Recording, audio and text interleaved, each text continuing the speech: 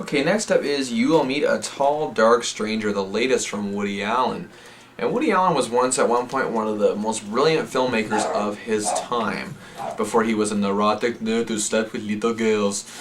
But the thing is about Woody Allen is that he just seems to, in the late 90s, he hit a slump there where he just became complacent in his filmmaking. Basically, don't fix it if it ain't broken, and really just don't come up with any new ideas because the ones I already have are just fine. Well, I got news for you, Woody. It's not. Now, Woody had a decent film last year with Whatever Works with Curb Your Enthusiasm star former Seinfeld producer Larry David.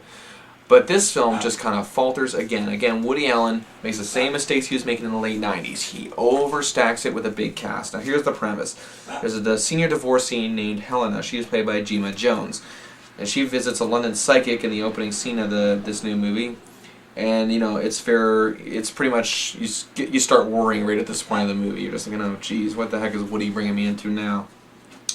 Now, again, there are just many mediums for this film that I just cannot stand. Her ex-husband, Alfie, played by the usually great Anthony Hopkins, introduces his fiancée, Charmaine, Lucy Punch, cool name, to his daughter Sally and son-in-law Roy, Naomi Watts, and Josh Brolin, again, two very other talented actors. And again, this is where my heart sinks in this film. It just seems to be, you know, lost in its whatever they're trying to accomplish here. The characters just seem to be already cluttered at this point in the film, and really just there's no understanding. When your character's already lost in what you're trying to resound on screen, translate onto screen, you really just can't do anything with it. And that is the problem that Allen faces here in You Will Meet a Tall, Dark Stranger. Now, again, when you watch this movie, and this is Allen's 40th film that he's been involved with. It's kind of a way where he just seems like he's, you know, again, like he says, I said earlier, he becomes complacent in his ideas, but it's just grinded to the surface. I mean, it's like when you erase a scratch card and there's just nothing left to scratch out, you scratch it so long. That's what Allen had pretty much done with his workings. Now, I think that if Woody now in his 70s may not have many films left to make, but I say he should take a 3 or 4 year break and maybe just try to come up with something a little better. But again, I'm just a film critic. Would Woody Allen listen to me? Probably not. I think he's one of the most interesting figures in all of Hollywood history. But at the same time, though, when you look at some of his past works, this just makes you want to cry. Now, okay, so we're getting on. I guess you look at his other movies, and I know some of his other movies have gotten critical acclaim, like Match Point. I think Cassandra's Dream was actually better than it got credit for, but it still wasn't what you call perfectly great.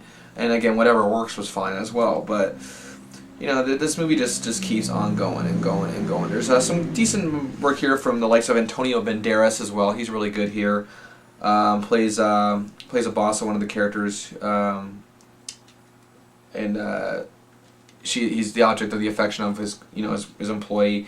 Frida Pinto, of course, from Slumdog Millionaire. She actually has some decent stuff here, doing her really first big movie since then. But still, this isn't the type of movie that really she should be, I guess you could say, lamenting into her career. I understand it. At least she'll be at the eyes of big directors and big producers after her role in Slumdog. But at the same time, she needs something a little better to enhance her young career. Now, if this would have been transformed into more of like even a darker film, this is a movie with a dark premise that tries to be light. Not a good thing. Woody Allen succeeded with that to a point with Whatever Works, but this does not work. And again, I would ask anybody who's a big Woody Allen fan to just send him a letter, cease and desist, do something special. Now, again, I know sometimes you can't expect that from every director, but at the same time, with Woody Allen, we've been waiting so long for it to happen, well over a decade, 15 years. Please, I'm begging you, man. I'm begging you, neurotic nerd. Make something good. Anyway, this movie, again, it's nothing terrible, but at the same time, with a cast like this, it just seems cluttered. The characters don't really match anything that the dynamic they're supposed to have. And the actors, they do their best. But even Anthony Hopkins, I find, just really isn't trying here.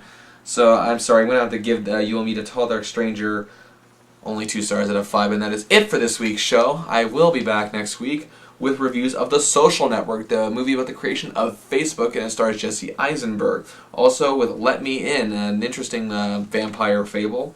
Fubar 2, the sequel to the hit documentary from several years ago, or mockumentary I should say, from several years ago. A big hit Canadian film which I love very much, so I'm looking forward to that. Also Case 39, starring Renee Zellweger, and Secretariat, the story of the legendary horse. We haven't had a horse movie in so long. Anyway, that's it for this week's show. Join the Facebook group, Bill Chase and the Movies, written right there. And until then, I am Bill Chase, and I will be at the movies. Goodbye, everybody.